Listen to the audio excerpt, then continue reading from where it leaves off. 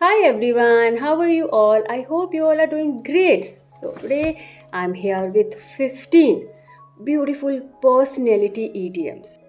ये जो idioms है ना, इनको यूज करके you can easily make your conversations short and crisp and valuable also.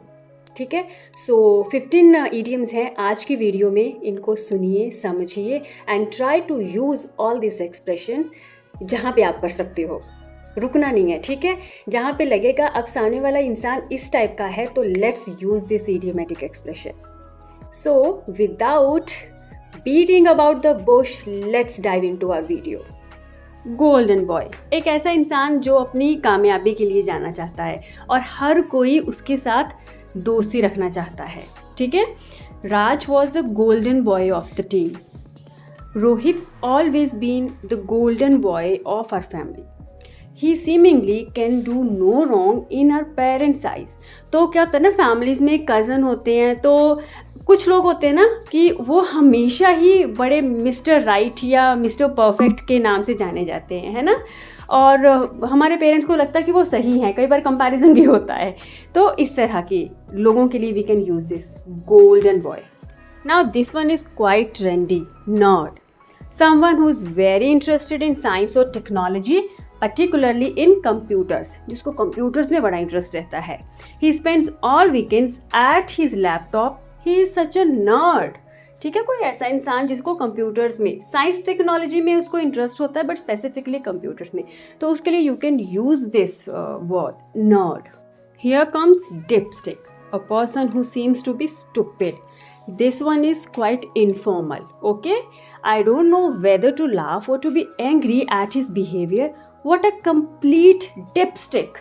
कुछ लोग होते हैं ना, बड़ा मतलब कैसा बिहेव करते हैं, गुस्सा भी आता है लेकिन उनके बिहेवियर पे हंसी भी आती है. And then we have cheapskate, a mean person who doesn't like spending money. पैसा खर्च करना ऐसे लोगों के लिए मरने के बराबर होता है. Don't expect anything from him. He is a cheapskate. Then we have clock watcher. अच्छा, कई बार क्या होता है, जैसे हम बात कर रहे हैं और सामने वाला इंसान बार बार घड़ी देख रहा है, तो ऐसा फील होता है कि यार इसको तो इंटरेस्ट ही नहीं है ना, इसको कहीं पे जाना है, ठीक है. ऐसी एक्चुअली ये अच्छे मैनर्स में नहीं आता. जब आप किसी से बात कर रहे होते हैं तो हमें उनके साथ उनकी बात में इंटरेस्ट दिखाना चाहिए, लेकिन कई बार हमें करना पड़ता है जब हमें जल्दी होती है और सामने वाला he is just beating around the Bush, right. So, I hate to be a clock watcher, but I can't wait to get out of here. ठीक है, तो अब क्या करें, हमें अच्छा नहीं लगता है ऐसे बार बार घड़ी देखना, पर कई बार हमें जल्दी होती है वहाँ कहीं से निकलने की, तो हमें ऐसा करना भी पड़ता है. Next is laid back, a relaxed person who doesn't get stressed और अपसेट ईजिली, है ना, जो चिल रहता है, ज़्यादा जल्दी गुस्सा नहीं आता उसको. Our managing editor was a laid-back person, but he has recently begun snapping at the employees. है ना, मतलब पहले तो वो शांत रहता था, मस्त रहता था, लेकिन अभी उसने ना ऐसे मतलब एम्प्लॉइज़ पे चिल्लाना शुरू कर दिया है. Have a screw loose, someone who is slightly mad or eccentric. हम बोलते हैं ना उसका स्क्रू लगता है लूज हो गया है. Her aunt obviously had a screw loose just by the way she spoke. मतलब जैसे वो मतलब बात की ना, उसने ऐसा लगा कि उसका एक स्क्रू ढीला है. Next is lame brain, a foolish person, a slow thinker. It's also an informal expression.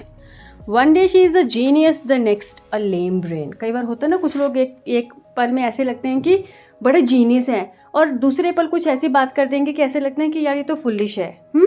The lame brains in the marketing department frequently make mistakes. Of course जो फिर स्लो लर्नर्स होंगे या फुलिश होंगे तो फिर mistakes उनसे होंगी. And then we have moaning Minnie, a person who complains a lot about insignificant things. छोटी छोटी बातों को लेकर नुक्ताचीनी निकालना. Oh stop being a moaning Minnie, just concentrate on your homework. बच्चों को बोलते हैं ना, बेटा ये मत करो. कई बार बच्चे, मम्मा पेंसिल शार्प नहीं है, लिख नहीं रही है, मम्मा इरेजर रब नहीं कर रही है. तो मतलब इस तरह की जब बच्चे हरकतें करें कोई भी, तो हम बोल सकते हैं ना, stop being a moaning Minnie. Then we have wet blanket, a person who ruins other people's fun by staying pessimistic and complaining all the time.